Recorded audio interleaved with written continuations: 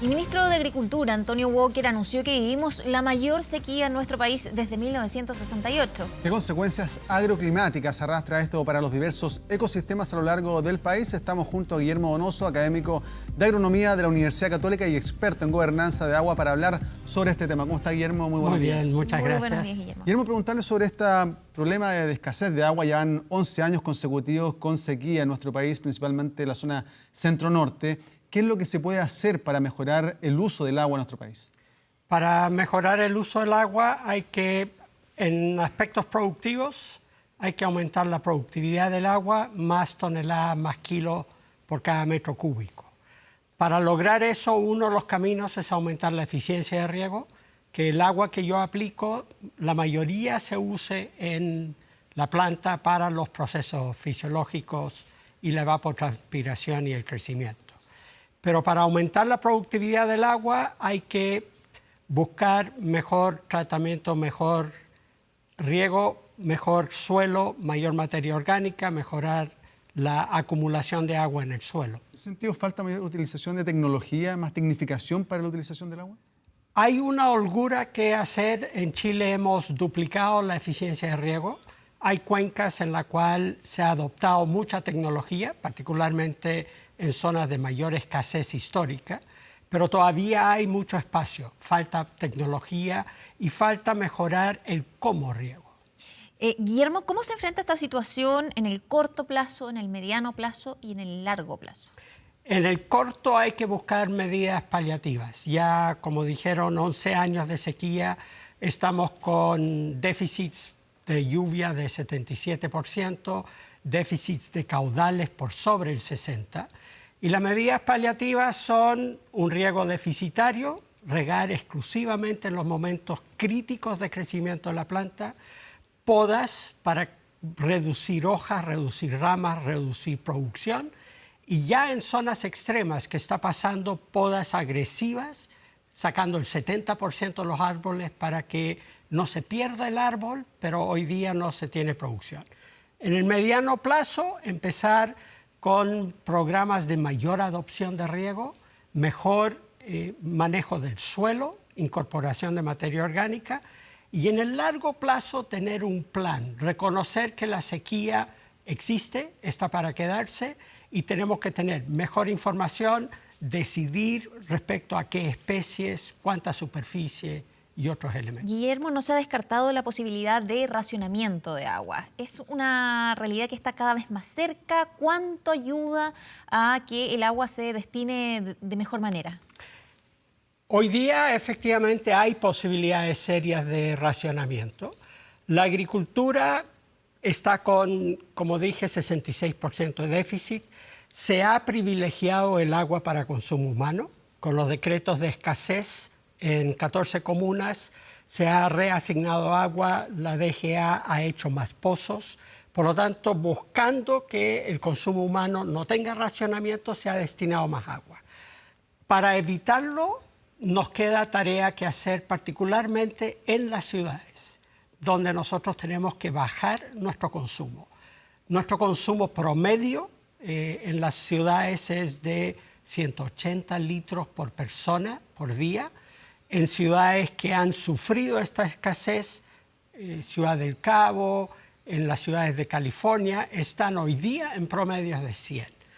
Ahora, uno podría pensar el consumo humano es el menor consumo dentro del país.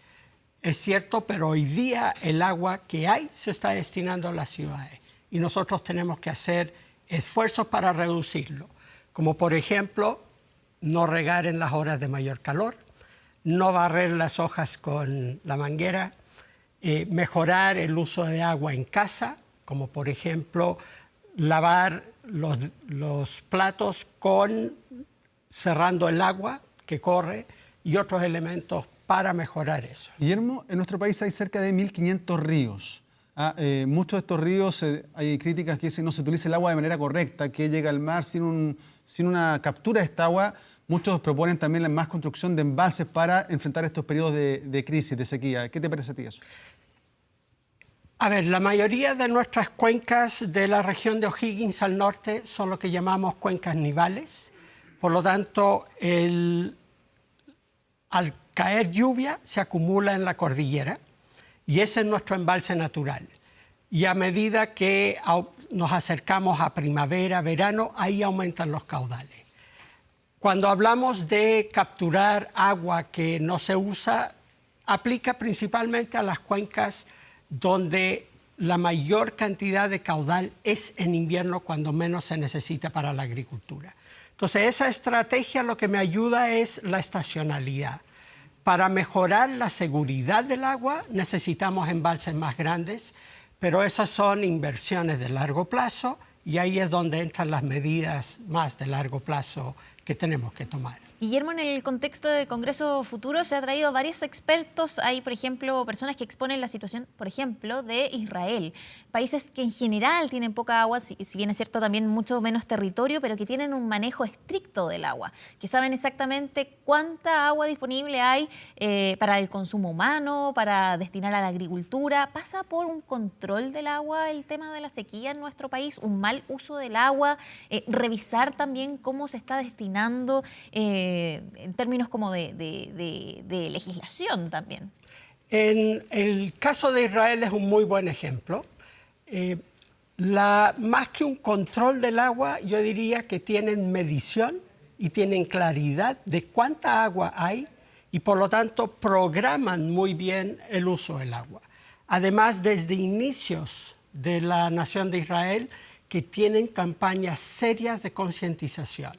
En la agricultura nace la eficiencia, el concepto de aumentar eficiencia en las tecnologías. En agricultura son muy tecnificados.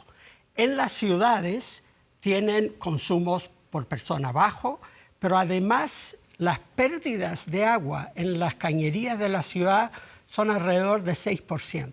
¿De acá en nuestro país? Acá en promedio son 35%.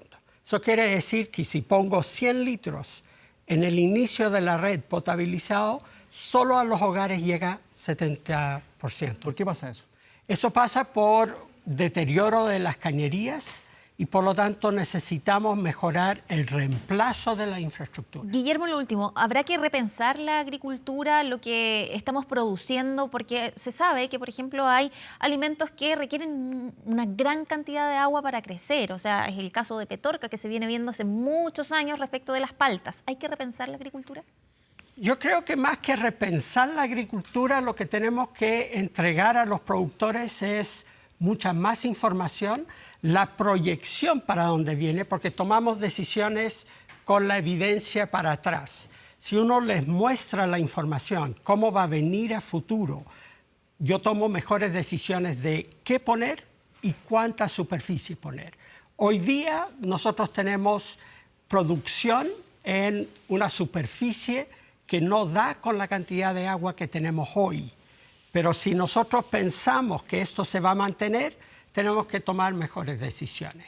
Ahora, respecto a los cultivos, tenemos que proyectar aquellos que sean más compatibles con la situación actual.